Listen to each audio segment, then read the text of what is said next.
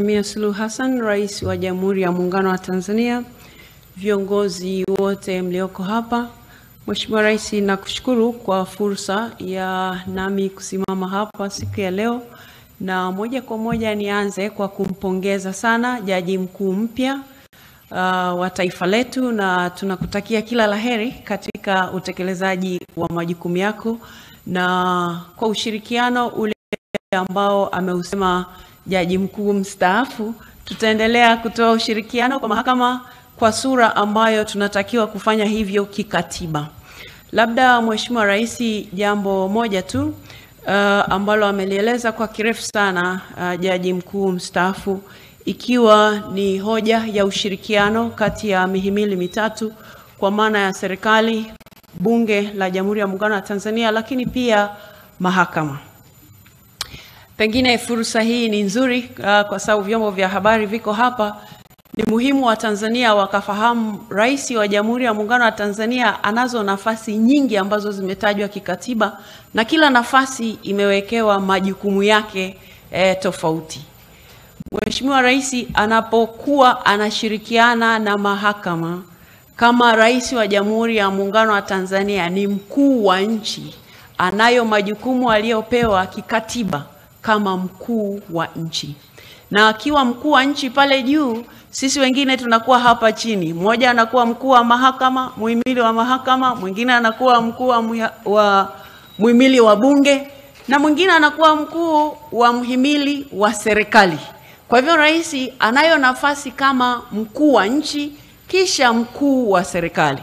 Sasa yako mazingira ambayo pengine wa Tanzania, kwa sababu ya mazingira yaliyopo sasa hivi na taarifa watu za upotoshaji kwa namna ile, basi huwa wanamtazama Rais kwa sehemu moja tu kama mkuu wa serikali, na kwamba akisema jambo fulani basi anakuwa na mihimili mingine pengine inakuwa inaingiliwa labda kwa namna moja au nyingine.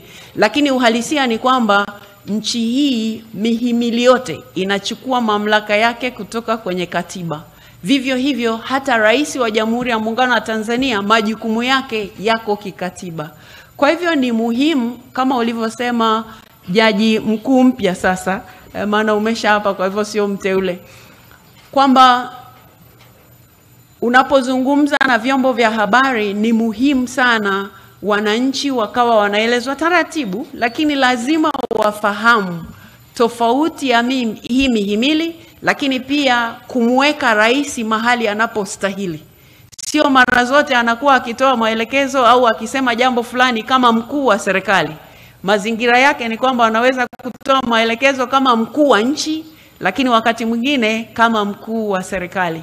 Kwa hivyo lazima wananchi wapate hiyo fursa, na ndio maana nimesema hapa Bunge la Jamhuri ya Muungano wa Tanzania litaendelea kushirikiana na mahakama, kwa maana ya kwamba sisi ni kazi yetu kutunga sheria, lakini tukishatunga sheria ni kazi ya mahakama kutafsiri sheria, wakati ni kazi ya serikali kutekeleza sheria. Kwa hivyo hata hapa juzi mahakama imetoa uamuzi ambao nimesikia watu mahali wanasherekea kana kwamba wameshinda lottery hivi. Nikashangaa sana, nikasema hawa ni wanasheria kweli, wanaijua katiba? Kwa sababu katiba ya Jamhuri ya Muungano wa Tanzania inatupa fursa kama bunge kutunga sheria. Inaipa mahakama kazi ya kutafsiri sheria. Mahakama ikisha tafsiri hiyo sheria, ni kazi yetu bunge sasa kuchukua hatua. Na wakati mwingine, kwa upande mwingine, mahakama inaweza ikatoa hukumu fulani, lakini bunge likiona hii hukumu iko namna fulani, tunatunga sasa sheria kuweka ile misingi, kuweka ile mipaka. Kwa hivyo lazima wananchi wafike mahali ambapo kwa kweli wataelewa kazi ya hii mihimili, na pia kumweka Rais wa Jamhuri ya Muungano wa Tanzania mahali anapostahili, na kumtofautisha na Jaji Mkuu, kumtofautisha na Spika, wakati huo hata yeye kumtofautisha anapofanya kazi kama mkuu wa mhimili wa serikali. Mheshimiwa Jaji Mkuu, tunakutakia kila laheri katika utekelezaji wako, na Mheshimiwa Rais pia tunakutakia kila laheri katika yale yaliyo mbele yako. Asanteni sana kwa kunisikiliza. Asante Mheshimiwa Spika wa Bunge la Jamhuri ya Muungano wa Tanzania. Kwa heshima na taadhima, naomba sasa kumkaribisha Mheshimiwa Kassim Majaliwa, Waziri Mkuu wa Jamhuri ya Muungano wa Tanzania, kwa salamu